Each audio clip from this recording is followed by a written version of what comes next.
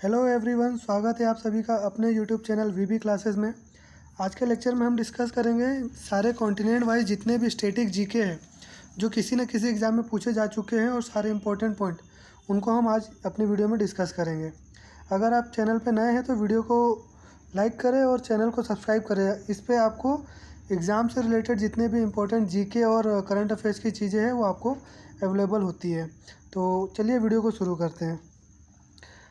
शुरू करने से पहले मैं आपको बताना चाहूँगा, आपको अगर किसी भी कंट्री के बारे में या किसी भी कॉन्टिनेंट के बारे में जानकारी चाहिए तो आपके दिमाग में उसका पूरा मैप याद होना चाहिए। तो आप कोशिश कीजिए, या तो आप वर्ल्ड मैप ख़रीद के वहाँ पे सारे कंट्रीज़ के नाम आप डाल के देखें, या अगर आप खुद से मैप बना सकते हैं तो आप खुद से बनाने की कोशिश कीजिए। ये जो मैप दिख रहा है ये मैंने खुद से बनाया है, और इसमें जितने भी आप कंट्री को वहाँ के स्पेशल पॉइंट्स है या फिर जो भी वहाँ की स्पेशलिटी है, अगर आप उसको खुद से ड्रॉ करें तो वो चीज़ें आपको ज़्यादा अच्छे से और ज़्यादा समय तक के याद रहती है। तो इसी तरह से हम जीके को याद कर रहे हैं तो ज़्यादा अच्छा होता है। तो चलिए आगे डिस्कस करते हैं। हम शुरुआत करते हैं सबसे पहले अपने ही कॉन्टिनेंट एशिया से। अगर मैं आपको बताऊं एशिया के बारे में, तो यहाँ का जो इम्पोर्टेंट पॉइंट है, देखिए मैं आपको वीडियो में वही सारे इम्पोर्टेंट पॉइंट बताऊंगा जो किसी न किसी एग्ज़ाम में पूछे जा चुके हैं। तो वीडियो को आप लास्ट तक के देखिए, इसमें आपको सारे वो इम्पोर्टेंट पॉइंट हैं जो किसी न किसी एग्ज़ाम में आए हुए हैं और वो कभी ना कभी किसी न किसी एग्ज़ाम में और पूछे जाने की ज़्यादातर संभावना है, और यही सब पॉइंट से एग्ज़ाम में पूछा जाता है। तो एशिया महाद्वीप की अगर हम बात करें तो यहाँ पे एशिया महाद्वीप में यहाँ का जो माही नदी है जो हमारे कंट्री इंडिया में पाई जाती है, वो ऐसी नदी है जो इक्वेटर को इक्वेटर नहीं, ट्रॉपिक ऑफ कैंसर को 2 बार क्रॉस करती है। वो कैसे, मैं आपको दिखा देता हूँ। ये हमारा इंडिया का मैप है, और अगर मैं इसको बड़ा करके दिखाऊँ, एक मिनट, देखिए यहाँ पे ये जो आप देख रहे हैं, ये जो रिवर है ये हमारी माही रिवर। और आपको पता है कि हमारा जो कंट्री है इंडिया, वो सेंटर में लगभग ट्रॉपिक ऑफ कैंसर से पास होता है।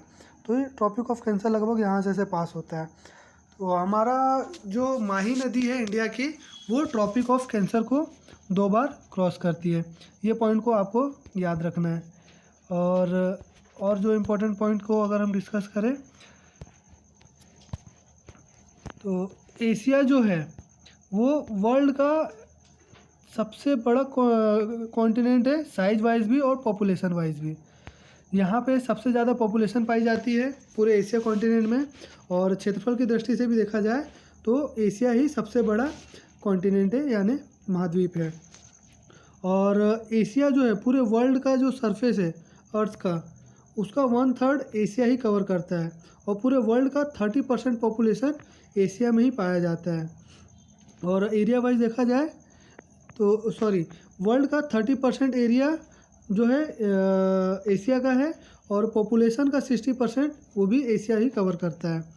और जो वर्ल्ड की जो लार्जेस्ट कंट्री है रसिया, वो भी एशिया में ही है। तो ये कुछ इंपॉर्टेंट पॉइंट जो एशिया से आपसे पूछे जा सकते हैं, वो आपको पता होना चाहिए, जनरली स्टैटिक जीके का पार्ट है।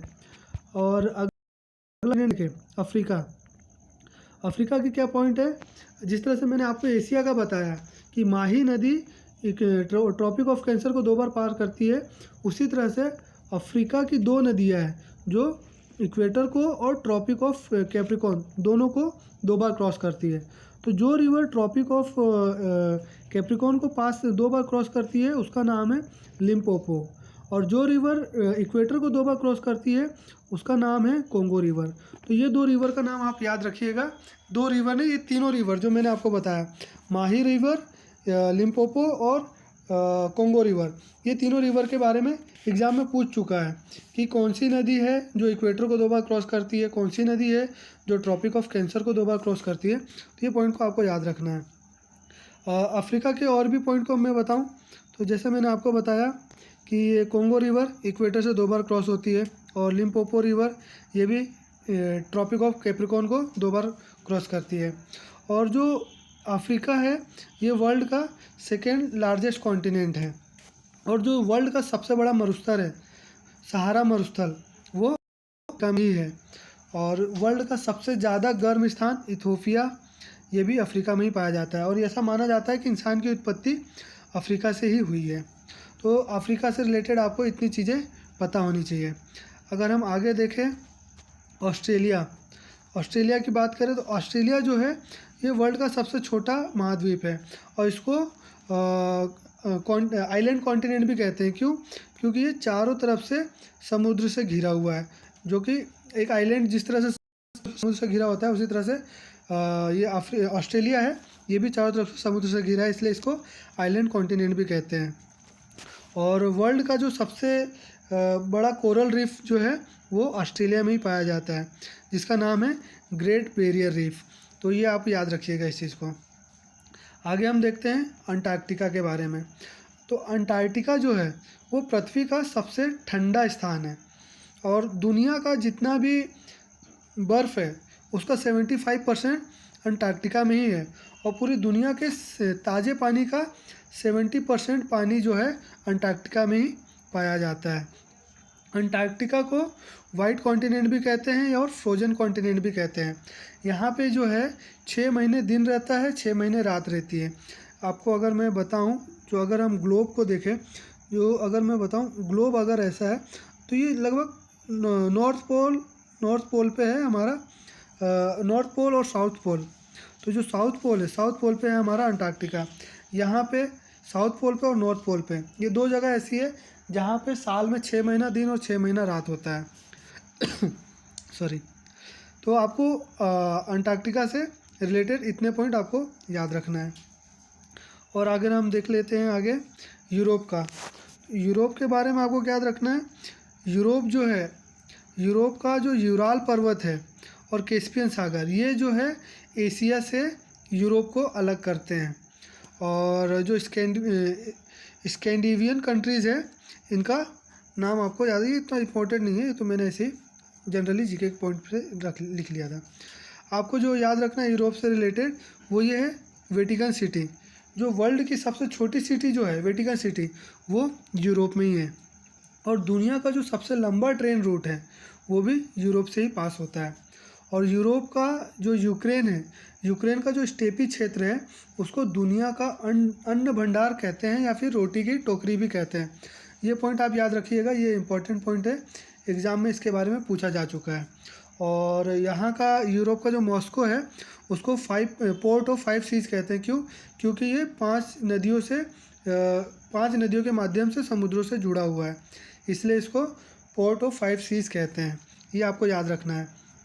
और यूरोप की जो वोल्गा रिवर है, ये यूरोप की सबसे लंबी रिवर है। यूरोप से रिलेटेड आपको इतने पॉइंट याद रखना है। अब आ जाते हैं हम नॉर्थ अमेरिका में। जो नॉर्थ अमेरिका है, नॉर्थ अमेरिका में अगर आप यहाँ देखेंगे, ये वाला जो क्षेत्र है, ये वाला क्षेत्र यूएसए है। और ये जो है ये भी यूएसए का ही पार्ट है, अलास्का कंट्री है। और ये जो कनाडा है, आपको पता रहना चाहिए कनाडा लार्जेस्ट कंट्रीज़ में आता है। और अगर हम बात करें नॉर्थ अमेरिका से रिलेटेड इंपॉर्टेंट पॉइंट, तो यहाँ पे 5 टाइम जोन है, क्योंकि ये आप देख सकते हैं बहुत बड़ा है, कॉन्टिनेंट है। तो उस हिसाब से यहाँ पे अलग अलग कंट्रीज़ में चेंज हो जाता है टाइम। और अदर इम्पोर्टेंट पॉइंट अगर हम देखें तो जो दुनिया की सबसे बड़ी जो ताज़े पानी की झील है सुपीरियर लेक, वो इसी कॉन्टिनेंट में है। ये आपको अगर मैं दिखाऊं, ये जूम कर देते हैं, सुपीरियर लेक जो है वो ये है सुपीरियर लेक। इसका कुछ हिस्सा कनाडा में भी आता है और कुछ हिस्सा यूएसए में आता है। आपको एक पॉइंट ये भी याद रखना है, जो कनाडा और यूएसए को जो पैरेलल लाइन अलग करती है उसको कहते हैं 49 पैरेलल लाइन। ये आपको पैरेलल लाइन से रिलेटेड भी कई बार एग्जाम में क्वेश्चन पूछ लेता है। 49 पैरेलल लाइन किस लिए इंपॉर्टेंट है, तो आपको पता होना चाहिए, कनाडा और यूएसए को सेपरेट करता है। इसी तरह से 9 डिग्री चैनल हो गया, 10 डिग्री चैनल हो गया, ये हमारे इंडिया से रिलेटेड है। उसके बारे में मैं आपको किसी दूसरे लेक्चर में बता दूंगा। अगर हम नॉर्थ अमेरिका से रिलेटेड और पॉइंट्स की डिस्कस करें अगर, तो वो है दुनिया की जो तीसरी सबसे लंबी नदी है मिसिसिपी रिवर, वो भी यहीं से पास होती है। ये आप देख सकते हैं, ये जो रिवर है मिसिसिपी रिवर। देखिए आपको 3 चीज़ याद रखना है, कन्फ्यूजन होता है लोगों को, लॉन्गेस्ट रिवर, सबसे बड़ी नदी, सबसे बड़ी नदी में क्या वॉल्यूम वाइज अगर देखें तो सबसे बड़ी नदी कौन सी होगी, लेंथ वाइज देखें तो सबसे बड़ी नदी कौन सी होगी। तो मैं आपको बता दूं, लेंथ वाइज सबसे लंबी नदी कौन सी है, वो है हमारी नील नदी। और वॉल्यूम वाइज अगर देखा जाए तो सबसे बड़ी नदी कौन सी है, वो है हमारी अमेजोन नदी। इसको हम आगे डिस्कस करने वाले हैं। और नॉर्थ अमेरिका से इम्पोर्टेंट पॉइंट ये है, दुनिया का जो सबसे छोटा उल्लू है एल्फ, ये जो है नॉर्थ अमेरिका में ही पाया जाता है। और आगे हम देखें अगर साउथ अमेरिका में आ जाते हैं, साउथ जैसा मैंने अभी आपको बताया, दुनिया की सबसे लंबी नदी अमेजन नदी कौन सी, लंबी मतलब वॉल्यूम वाइज जो सबसे लंबी नदी है, सबसे ज़्यादा पानी जिसमें है, वो है अमेजन नदी। और अमेजन नदी अगर लेंथ वाइज देखा जाए तो ये वर्ल्ड की सेकेंड लॉन्गेस्ट रिवर है। फर्स्ट लॉन्गेस्ट रिवर कौन सी है, नील नदी। Second longest river length wise है अमेजन नदी। थर्ड लॉन्गेस्ट रिवर कौन सी है, ये जो मैंने अभी आपको बताया मिसिसिपी रिवर। तो ये 3 चीज़ें आपको पता होनी चाहिए। और अगर हम बात कर ले साउथ अमेरिका से रिलेटेड, ये जो अभी मैंने आपको बता दिया, दुनिया की सबसे लंबी नदी अमेजन नदी, ये साउथ अमेरिका में ही है। और अमेजन रेन फॉरेस्ट के बारे में भी आपको पता ही होगा, ये भी हमारा अमेजन ये साउथ अमेरिका में ही आता है। और दुनिया का सबसे ऊंचा झरना एंजल फॉल, ये साउथ अमेरिका में ही है। दुनिया का सबसे लंबा हरा एनाकोंडा, एनाकोंडा जो है अमेजोन के जंगलों में पाया जाता है, ये आपको पता ही होगा। और दुनिया का सबसे जो ऊंचा ज्वालामुखी है माउंट कोटिपेक्सी एंड माउंट चिम्पोराजो, ये साउथ अमेरिका में ही पाए हैं। और सबसे ज़्यादा कॉफ़ी का उत्पादन जो है ब्राज़ील के क्षेत्र में होता है। ये आप देख सकते हैं, ये वाला जो क्षेत्र है ये है ब्राज़ील। साउथ अमेरिका से रिलेटेड आपको इतने पॉइंट पता होने चाहिए। और बाकी और भी जो कुछ छोटे मोटे पॉइंट्स हैं उनको हम डिस्कस कर लेते हैं। जैसे कि वर्ल्ड का जो सबसे डीपेस्ट पॉइंट है वो कौन सा है, डेड सी। और लार्जेस्ट साल्ट वाटर लेक, खारे पानी का सबसे बड़ा जो तालाब है वो कैस्पियन सी, ये कहाँ, यूरोप में पाया जाता है। लार्जेस्ट फ्रेश वाटर लेक कौन सा है, सुपीरियर लेक, ये मैंने आपको बताया नॉर्थ अमेरिका में है।